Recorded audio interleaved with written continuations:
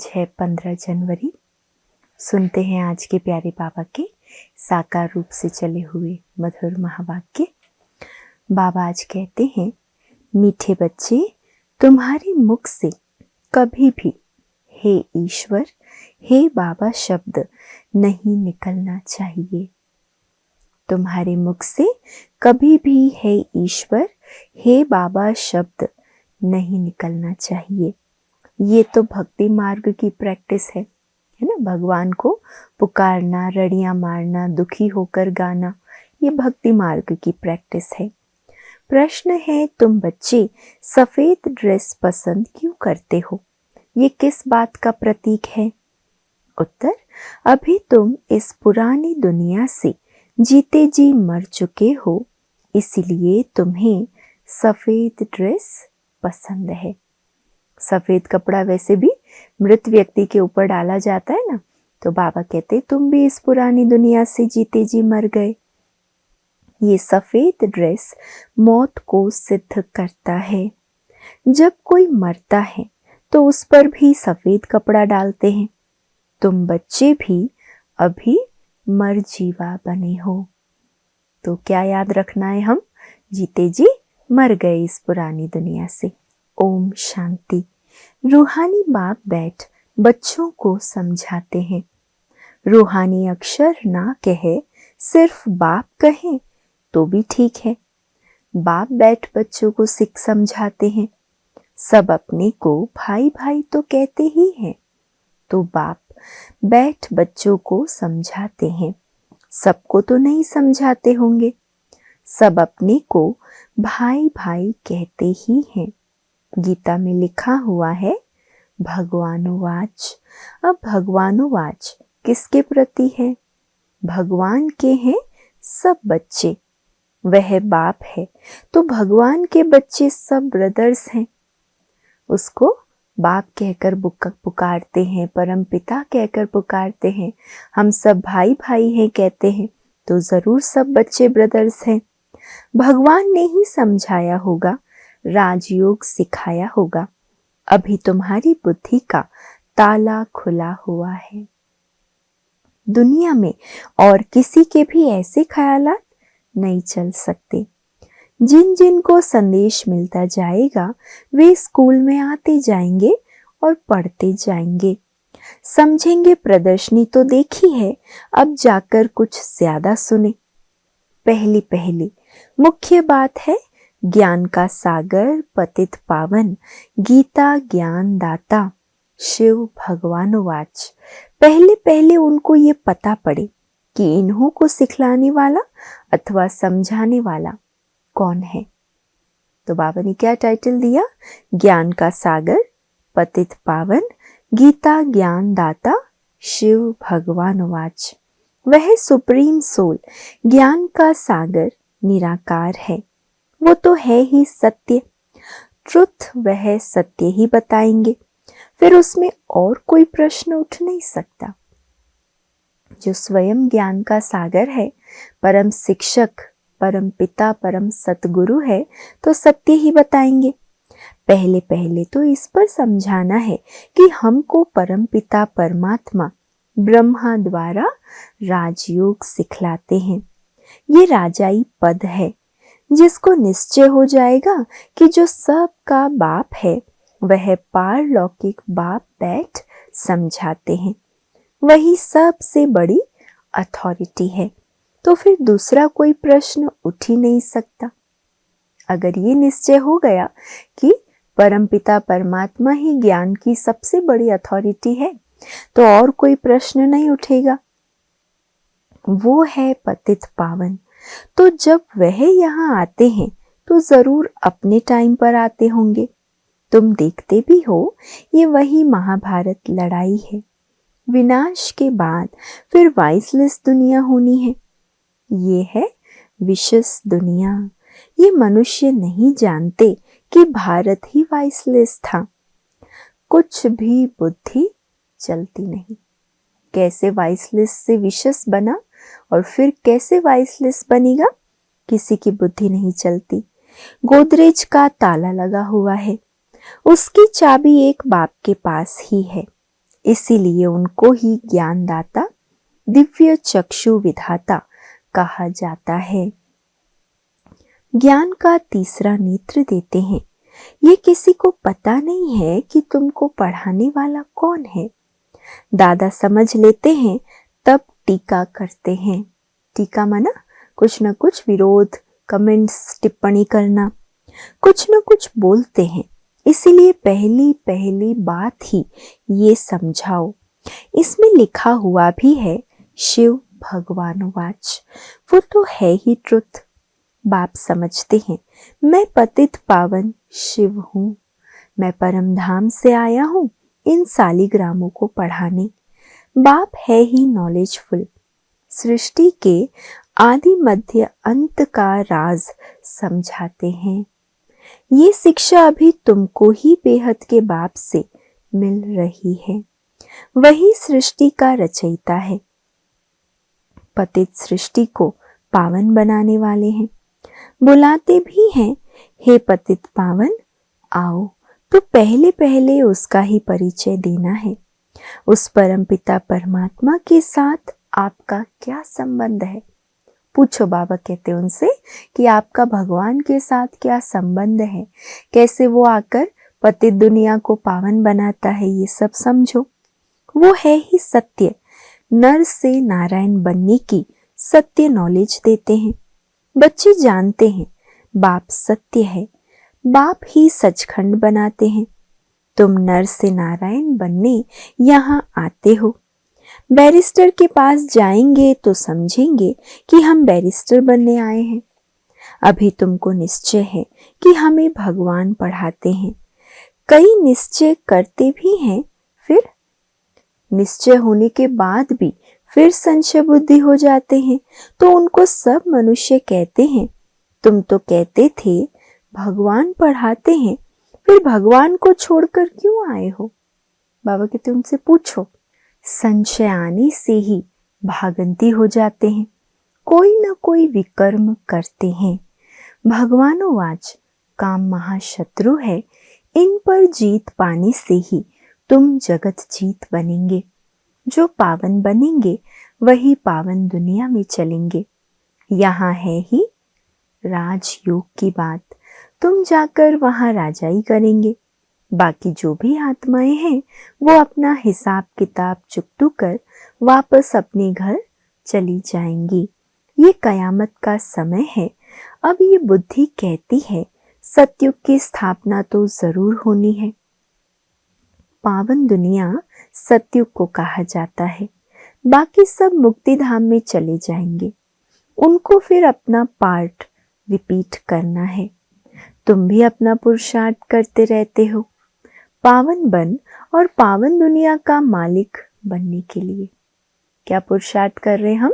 खुद भी पावन बनते हैं और सारे विश्व को भी पावन बनाते हैं, पावन दुनिया का मालिक बनते हैं।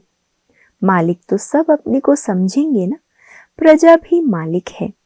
अभी प्रजा भी कहती है ना हमारा भारत। बड़े ते बड़े मनुष्य, सन्यासी आदि भी कहते हैं हमारा भारत। तुम समझते हो इस समय भारत में सभी नरकवासी है। अभी हम नरकवासी बनने के लिए ये राजयोग सीख रहे हैं। सब तो स्वर्गवासी नहीं बनेंगे, ये अभी ज्ञान आया है। वो लोग जो सुनाते हैं, शास्त्र सुनाते हैं, वो है शास्त्रों की अथॉरिटी। बाबा कहते हैं ये भक्ति मार्ग के वेद शास्त्र आदि सब पढ़ने से सीढ़ी नीचे उतरते जाते हैं। ये सब है भक्ति मार्ग, जहां से हम उतरते ही आए। बाबा कहते हैं जब भक्ति मार्ग पूरा होगा तब ही मैं आऊंगा। मुझे ही आकर सब भक्तों को भक्ति का फल देना है। मेजॉरिटी तो भक्तों की है, सब पुकारते रहते हैं ना हे गॉड फादर। भक्तों के मुख से ओ गॉड फादर, हे भगवान जरूर निकलेगा। अब भक्ति और ज्ञान में तो फर्क है ना, रात और दिन का फर्क है ना। कहाँ भक्ति में हम दुख से पुकारते थे हे भगवान, हे परमात्मा कहते थे, और अभी तो बाबा ने हमें इतना सुख दिया है कि हम वाह वाह करते ना, वाह बाबा, वाह ड्रामा, वाह मैं भाग्यवान आत्मा। तो रात और दिन का फर्क हो गया। तुम्हारे मुख से कभी भी हे ईश्वर, हे भगवान ये अक्षर नहीं निकलेंगे। मनुष्यों को तो ये आधा कल्प की प्रैक्टिस पड़ी हुई है। तुम जानते हो वो तो हमारा बाप है, तुमको हे बाबा थोड़ी करना है। बाप से तो तुमको वर्षा लेना है। पहले तो ये निश्चय है हम बाप से वर्षा लेते हैं। बाप बच्चों को वर्षा लेने का अधिकारी बनाते हैं। ये तो सच्चा बाप है ना। बाप जानते हैं यह हमारे बच्चे हैं जिन्हों को हम ज्ञान अमृत पिलाए, ज्ञान चिता पर बिठाए, घोर नींद से जगाए, स्वर्ग में ले जाता हूँ। बाबा जब आता है तो बाबा के अंदर क्या रहता है? बाबा कहते मुझे पता है ये मेरे बच्चे हैं जिनको मैं ज्ञान अमृत पिलाए, ज्ञान चिता पर बिठाए और घोर नींद से जगाए, स्वर्ग में ले जाता हूँ। बाप ने समझाया है आत्माएं वहां शांति धाम और सुख धाम में रहती है। सुख धाम को कहा जाता है वाइसलेस वर्ल्ड, संपूर्ण निर्विकारी देवताएं है ना, और वो है स्वीट होम। तुम जान गए हो कि हमारा होम वह है। हम एक्टर्स उस शांति धाम से आते हैं यहाँ पार्ट बजाने। हम आत्माएं यहाँ की रहवासी नहीं है, वह एक्टर्स यहाँ के रहवासी होते हैं। सिर्फ घर से आकर ड्रेस बदल कर पार्ट बजाते हैं। तुम तो समझते हो हमारा घर शांति धाम है, वहां हम फिर वापस जाते हैं। जब सभी एक्टर्स स्टेज पे आ जाते हैं तब फिर बाप आकर सबको ले जाएंगे। इसीलिए उनको लिबरेटर, गाइड भी कहा जाता है। दुख हरता सुख करता है तो इतने सब मनुष्य कहाँ जाएंगे? विचार करो, पतित पावन को बुलाते हैं किस लिए? अपनी मौत के लिए। दुख की दुनिया में रहना नहीं चाहते, इसीलिए कहते हैं घर चलो। ये सब मुक्ति को ही मानने वाले हैं। भारत का प्राचीन राजयोग भी कितना मशहूर है। विलायत में भी जाते हैं प्राचीन राजयोग सिखलाने। वास्तव में हठ योगी तो राजयोग जानते ही नहीं है, उन्हों का योग ही रॉन्ग है। इसीलिए तुम्हें जाकर क्या करना है? उनको सच्चा राजयोग सिखाना है। मनुष्य को सन्यासियों की कफनी देख कितना उन्हों को मान देते हैं।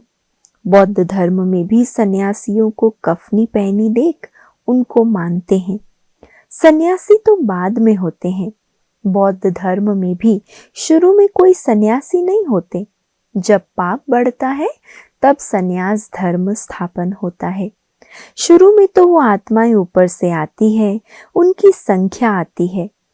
शुरू में सन्यास सिखलाकर क्या करेंगे, है ना? जब अति में दुख जाता है तब सन्यास बाद में होता है। ये भी यहाँ से कॉपी करते हैं। क्रिश्चियंस में भी बहुत हैं जो सन्यासियों का मान रखते हैं। कफनी की जो पहरवाइश है, ड्रेस, बाबा कहते वो हठ योगियों की है। तुमको तो घर बार नहीं छोड़ना है ना? कफनी पहनना, घर बार छोड़ना, ये सब हठ योगी करते हैं। न कोई सफेद कपड़े का बंधन है, परंतु सफेद अच्छा है। तुम भट्टी में रहे हो तो ड्रेस भी ये हो गई है।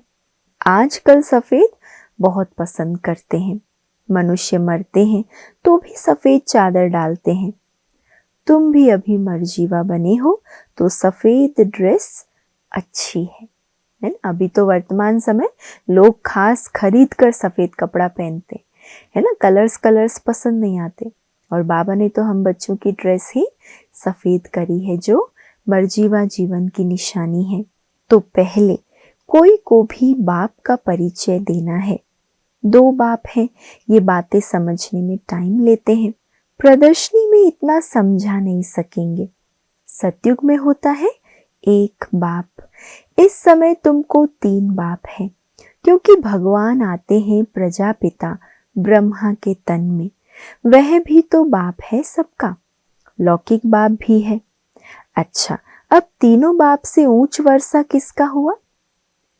लौकिक, अलौकिक और पारलौकिक में ऊंच वर्षा किसका हुआ? निराकार बाप वर्षा कैसे देंगे? वो फिर देते हैं ब्रह्मा द्वारा। इस चित्र पर तुम बहुत अच्छी रीति समझा सकते हो। शिव बाबा निराकार है और ये है Prajapita Brahma, Adidev, great great grandfather.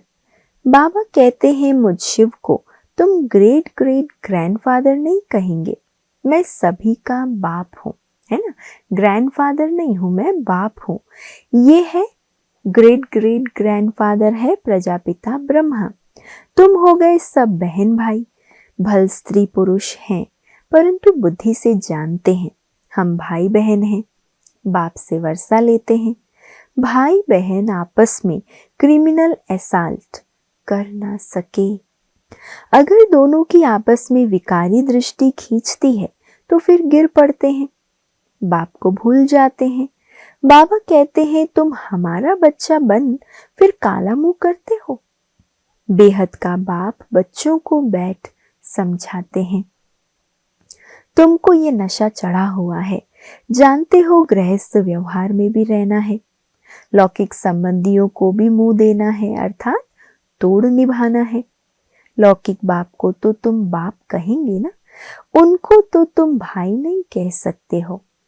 लौकिक पिता को भाई थोड़ी कहेंगे, ऑर्डिनरी वे में बाप को बाप ही कहेंगे, है ना। भले आत्मा आत्मा है हम सब, लेकिन बाबा कहते हैं संबंध के नाते तो पिता को पिता ही कहना है ना। बुद्धि में है ये हमारा लौकिक बाप है, ज्ञान तो है ना। ये ज्ञान बड़ा विचित्र है, आजकल करके नाम भी ले लेते हैं, परंतु कोई विजिटर आदि बाहर के आदमी के सामने भाई कह दो तो वो समझेंगे इनका माथा खराब हुआ है। इसमें बड़ी युक्ति चाहिए, है ना। माँ को बहन कहो, पिता को भाई कहो तो क्या कहेंगे बाहर वाले, इनका तो दिमाग खराब हो गया। तुम्हारा गुप्त ज्ञान है, गुप्त संबंध है, इसमें बड़ा युक्ति से चलना है, लेकिन एक दो को रिगार्ड देना अच्छा है। लौकिक से भी तोड़ निभाना है, बुद्धि चली जानी चाहिए ऊपर। हम बाबा से वर्षा ले रहे हैं, बाकी चाचे को चाचा और बाप को तो बाप कहना पड़े, क्योंकि इस जीवन में हम जीवन जी रहे, संबंध निभा रहे हैं, तो जो जो संबंध जिस रूप से है वही कहना पड़ेगा ना। जो बीके नहीं बने तो वो भाई बहन नहीं समझेंगे। जो ब्रह्मा कुमार कुमारियां बने हैं वही इन बातों को समझेंगे। बाहर वाले तो पहले सुनकर चमकेंगे, इसमें समझने की बड़ी अच्छी बुद्धि चाहिए। बाप तुम बच्चों की विशाल बुद्धि बनाते हैं। तुम पहले हद की बुद्धि में थे, अब बुद्धि चली जाती है बेहद में। हमारा वो बेहद का बाप है, ये सब हमारे भाई बहन हैं। बाकी संबंध में तो बहू को बहू, सास को सास ही कहेंगे, बहन थोड़ी कहेंगे। आते तो दोनों हैं, घर में रहते भी बड़ी युक्ति से चलना होगा। बाबा आज कितनी हमको युक्तियां सुना रहे, कैसे घर परिवार में रहते संबंध निभाते, उस संबंध को भी सम्मान देना है। ऐसे नहीं आप तो हमारे भाई हो बहन हो, है ना, माँ को बहन कहने लगे, सास को बहन कहने लगे तो दुनिया वाले क्या समझेंगे। इनको ज्ञान उल्टा मिला है। बहुत गुप्त रीति से इन बातों को समझना है, विशाल बुद्धि से। लोक संग्रह भी देखना पड़ता है, नहीं तो वो लोग कहेंगे ये पति को भाई, सास को बहन कह देते, ये क्या सीखते हैं, है ना। फिर वो ज्ञान सुनेंगे अगर हम ऐसा करेंगे तो कभी सुनने नहीं आएंगे। ये ज्ञान की बातें तो तुम ही जानो और न जाने कोई। कहते हैं ना तुम्हारी गतमत तुम ही जानो, अब तुम उसके बच्चे बने हो तो तुम्हारी गतमत तुम ही जानो। बड़ा संभल कर चलना पड़ता है, कहाँ कोई मूंझे नहीं। तो प्रदर्शनी में भी तुम बच्चों को पहले पहले ये समझाना है कि हमको पढ़ाने वाला भगवान है।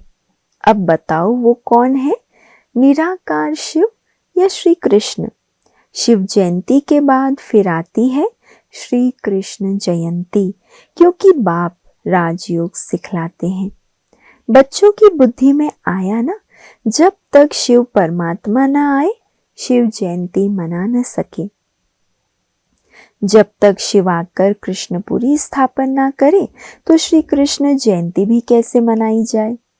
श्री कृष्ण का जन्म तो मनाते हैं परंतु समझते थोड़ी हैं। श्री कृष्ण प्रिंस था तो जरूर सतयुग में प्रिंस होगा ना, देवी देवताओं की राजधानी होगी। सिर्फ एक श्री कृष्ण को तो बादशाही मिली नहीं होगी ना, पूरी राजधानी होगी उनकी, जरूर कृष्णपुरी होगी ना। कहते भी हैं कृष्णपुरी और ये है कंसपुरी। कंसपुरी खत्म हुई फिर कृष्णपुरी स्थापन हुई ना, होती भारत में ही है, नई दुनिया में थोड़ी ये कंस आदि हो सकते। कंसपुरी कहा जाता है कलयुग को। यहाँ तो देखो कितने मनुष्य हैं। सतयुग में थोड़े होते हैं। देवताओं ने कोई लड़ाई नहीं की। कृष्णपुरी कहो अथवा विष्णुपुरी कहो, दैवी संप्रदाय कहो, आसुरी संप्रदाय यहाँ है।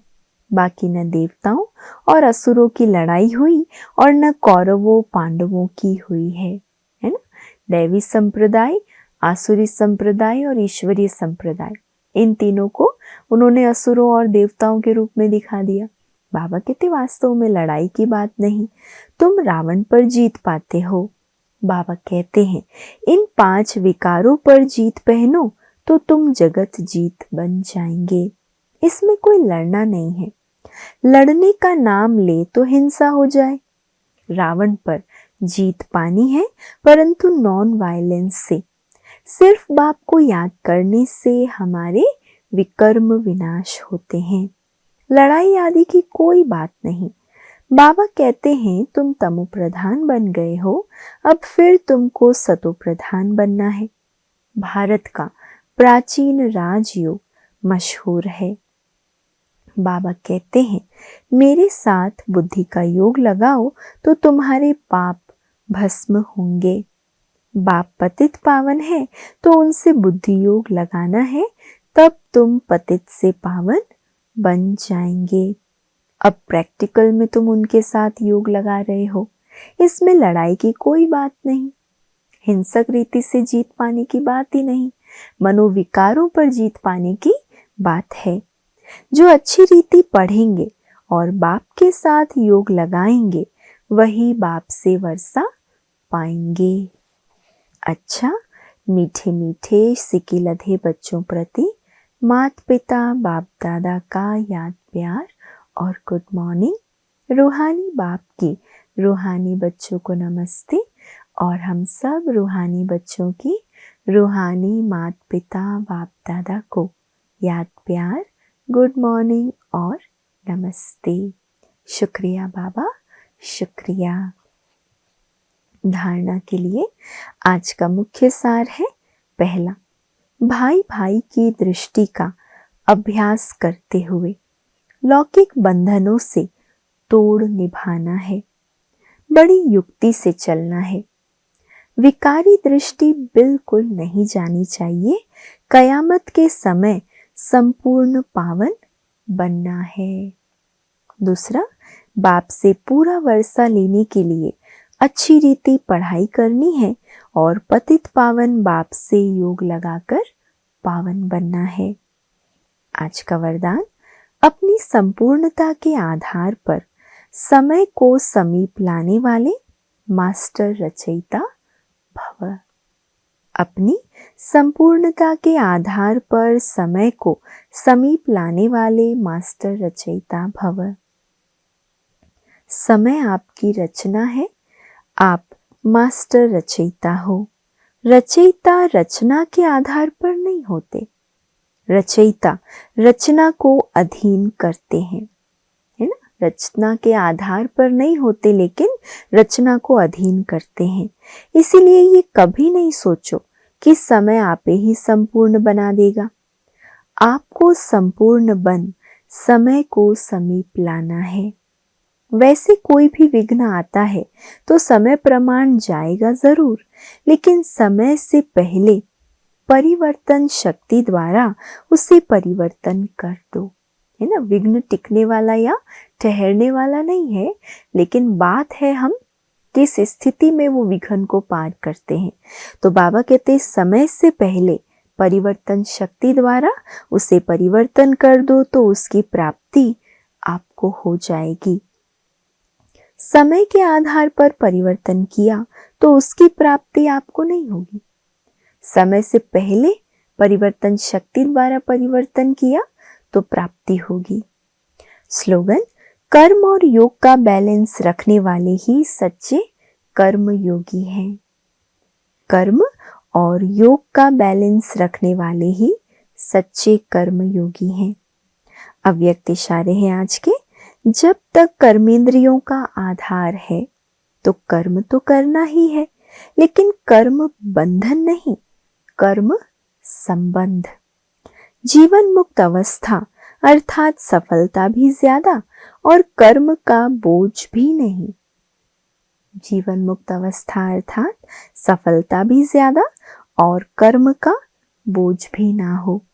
जो मुक्त है वो सदा ही सफलता मूर्त है। जीवन मुक्त आत्मा सदा फलक से कहेगी कि विजय निश्चित है, सफलता जन्म सिद्ध अधिकार है। जीवन मुक्त आत्मा को ये नशा भी होगा और निश्चय भी होगा कि मेरी विजय निश्चित है, सफलता मेरा जन्म सिद्ध अधिकार है। और आज का स्वमान, मैं ब्रह्मा बाप समान सर्व बंधनों से मुक्त जीवन मुक्त आत्मा हूँ। योगाभ्यास करेंगे।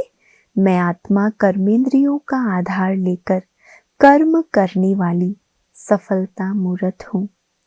कर्म के बंधन से मुक्त सदा निश्चित विजय का अनुभव कर रही हूँ। कर्म बंधनों से मुक्त सफलता मूर्त निश्चित विजय का अनुभव कर रही हूँ। धारणा है कर्म करते अटेंशन रहे। मैं आत्मा कर्मेंद्रियों का आधार लेकर कर्म कर रही हूँ। सारे दिन में जो भी कर्म करें, अटेंशन रखना है कि मैं आत्मा परम धाम से आई हूँ, इन कर्मेंद्रियों का आधार लेकर कर्म करा रही हूँ। मैं रचयिता हूँ, रचना नहीं। अच्छा, ओम शांति।